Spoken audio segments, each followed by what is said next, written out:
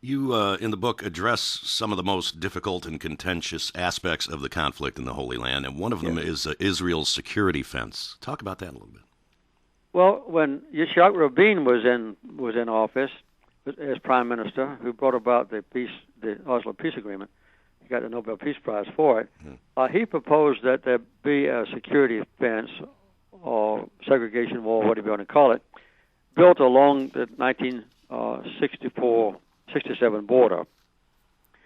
He was assassinated by a radical right-wing Israeli militant. And after that happened, then Ariel Sharon became prime minister. He decided to move the fence deep inside the West Bank to confiscate as much land as he could. And that's where the wall is now being built. And, of course, that wall, even the Israelis have said, it's a temporary wall, but it has a increasing stature of being permanent. The wall is in the occupied territory where high population exists is 40 feet high. It's a concrete wall as high as a four-story building, and nobody can get in or out of it, and it's all built in that area just inside Palestinian territory. None of it is on the border between Israel and Egypt, except in the non-populated area. So it's got to come down eventually, or either be moved back close to Jerusalem. There's one modification that can be done, though, that I outline in the book, and that is there can be and probably will be and ought to be a land swap, so that the Palestinians can give Israel enough land right near Jerusalem to house about one half of all the Israeli settlers in Palestine, and then in exchange for that, get an equivalent number of acres of land from the Israelis inside Israeli territory. And Ariel Sharon and I agreed in January 2005 that swap ought to include a corridor, a land corridor between the West Bank and Gaza. That's a distance of about 35 miles, on which a railroad or a highway could be built alongside each other, still to be secured by Israelis. We're talking to President Jimmy Carter on The Drive. The book is We Can Have Peace in the Holy Land, a plan that will work. All right, let's talk about the elections. Both parties claiming victory. The vote is close. Where do you think we stand or they stand at this point? Well, it may be that Ms. Livni will get an actual plurality of the seats in the parliament, or Knesset. That's what counts. And there are 120 members, and you have to get 61 members in order to prevail. On the other hand, Netanyahu is one of the more conservative, is one of the most conservative candidates.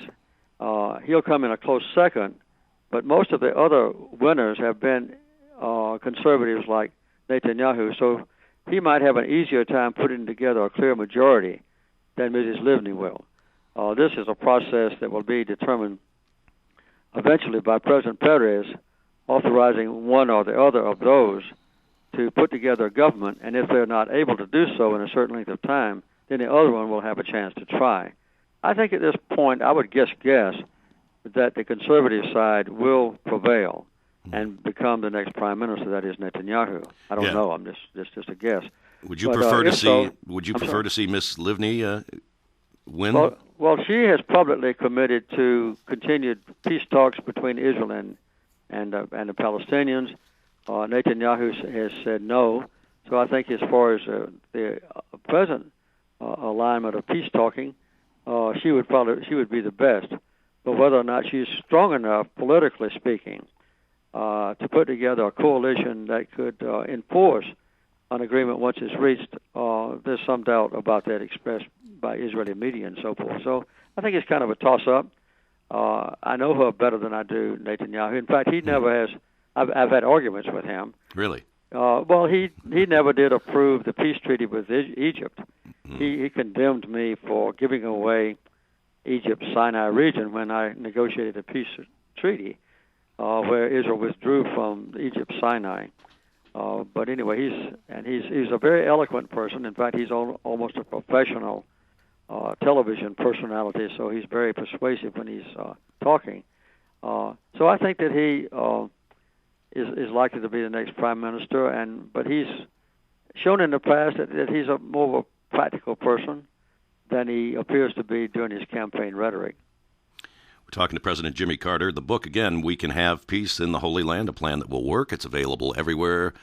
And I was reading that voter participation, which in Israel for decades was pretty high, has fallen in recent elections. It is. And why is that? I mean, in a time like this, you'd think... I think there's a general attitude of despair or discouragement that prevails in Israel, that any one of the leaders can actually do what they promise or bring about what most Israelis want, and that's peace, and to be accepted, have Israel accepted by the international community.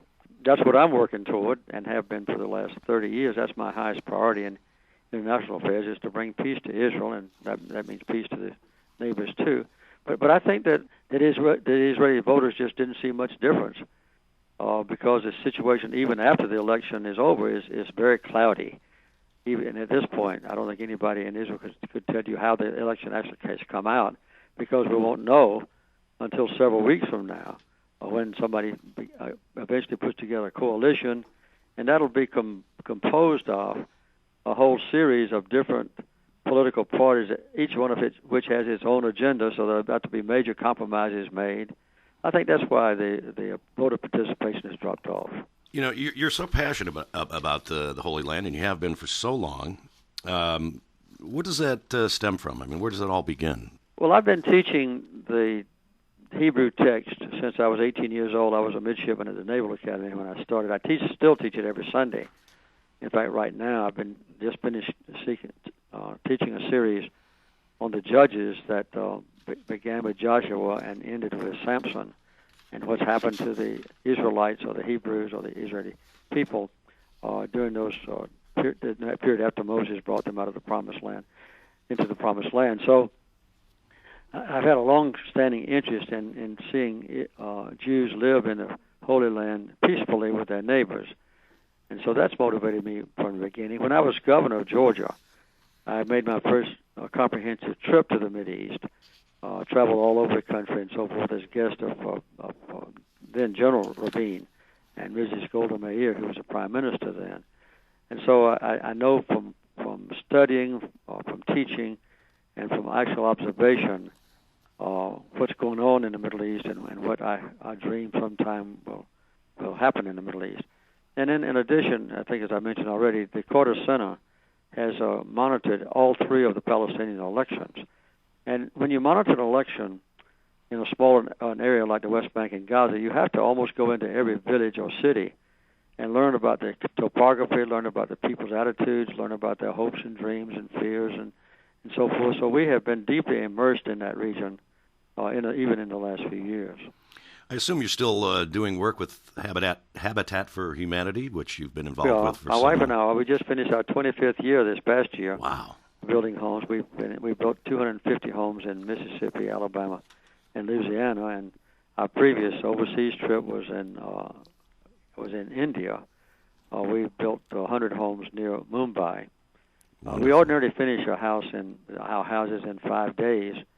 When we were in India, we finished in 4 days because on Tuesday, Brad Pitt showed up. His wife was making a movie nearby, and we had so many volunteers come the next day that we finished in 4 days instead of 5 days. This year, by the way, we'll be going to the Mekong River Delta area. Wow. Which will be mainly Vietnam, Laos, and maybe Thailand. We haven't decided on all three countries yet. So we'll be building a number of houses in that region. And then the following year, we'll come back to the United States. That's what we've been doing now. This will be our 26th year. I have to ask you on the lighter side, I guess. Sure. Recently, there was a presidential luncheon at the White House when Mr. Bush was still president, and it was President-elect Obama. What was that like? I mean, was there any anecdotes that you could share? It was very pleasant. President Bush told us when we got there that it was requested by or suggested by Barack Obama, and he was going along with that request happily. President Bush was really laid back and at ease, a good host. They had sent a menu to all of the 5 presidents in advance to let us choose the meal that we wanted. We discussed some of the humorous things that had happened to us in the White House. I was particularly close to Obama in that his oldest daughter is about the same age that Amy was when Right. we moved in, so he wanted to know about that. Yeah. By the way, while we were meeting in the White House, Rosen and Mrs. Obama spent an hour and a half together talking about more detailed things concerning families living in the White House. Yeah. Thank you so much for taking the I time. really enjoyed it. I look forward to being in San Francisco. Yeah, we do too. Well, that's tomorrow night in Corte Madera. Thank you so Thank much, you. Mr. President. Thank you, Steve. Okay, Bye. bye-bye.